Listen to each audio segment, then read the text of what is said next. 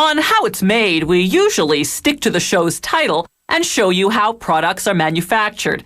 But this next segment is about special effects makeup, the kind that makeup artists use on theater and movie actors. So in this case, we'll show you how it's made, but we'll also show you how it's applied. Watch as this special effects makeup artist works his magic to transform this 28-year-old woman into a senior citizen. After gelling her hair flat, he glues on a bald cap using a theatrical adhesive called spirit gum. He protects her eyebrows and eyelashes with petroleum jelly, then covers her face in alginate, a material for taking dental impressions. Then he applies wet plaster bandages. After 25 minutes, the materials harden into a mask.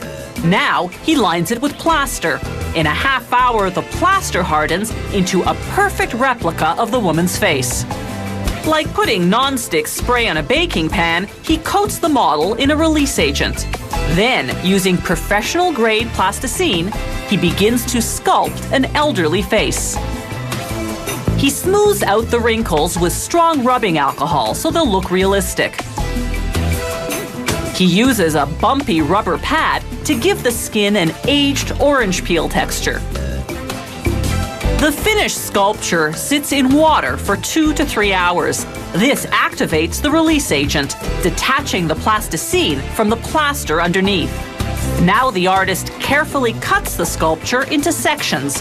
The number of pieces varies with the size and complexity of the mask.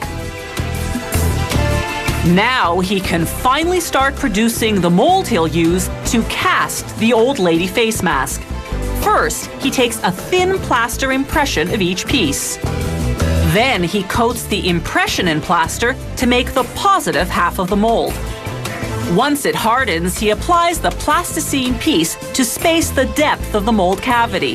Then he coats that in plaster to create the negative half of the mold. When that hardens, he applies release agent to both mold cavities, pours in hot gelatin, then closes the mold. In a half hour, the gelatin hardens into a flexible replica of that particular piece of the plasticine sculpture. He then implants synthetic hairs to create eyebrows. Now, using surgical glue, he begins to apply the pieces, called prosthetics. He starts with the largest face piece first. It includes the nose, cheeks, neck, and upper lip. He cuts a hole in the chin area so that he can apply the chin piece. Now, the lower lip. He cuts off the excess, then glues the edges of the chin piece to the large face piece. Now for the forehead. Again, he applies glue along the edges to connect it to the rest. To age the eyes, he uses contact lenses. They create a ring around the iris, a typical feature of elderly eyes.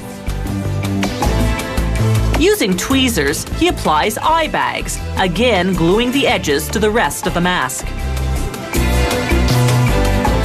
And finally, some wrinkly eyelids. With the mask fully assembled, it's makeup time.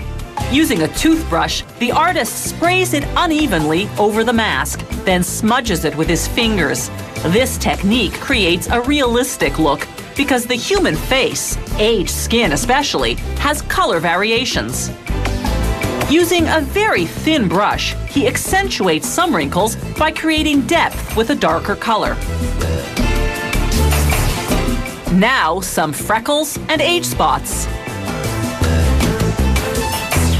And a gray wig. And finally, just a bit of lip color because lips dull with age.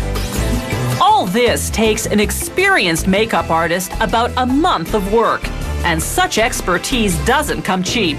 A major transformation like this for stage or screen can cost up to $10,000.